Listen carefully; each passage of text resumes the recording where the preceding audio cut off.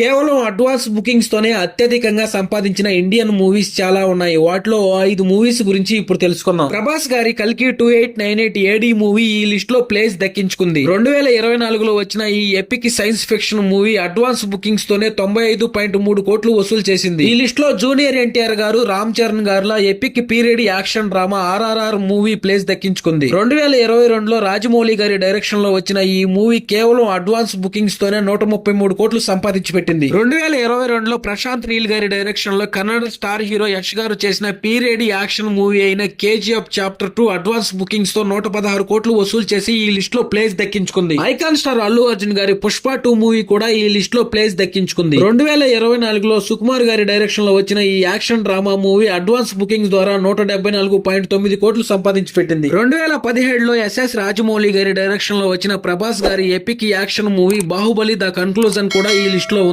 కేవలం advance bookings నుండే ఈ బాహుబలి 2 మూవీ 121 కోట్లు వసూలు చేసి పెట్టింది.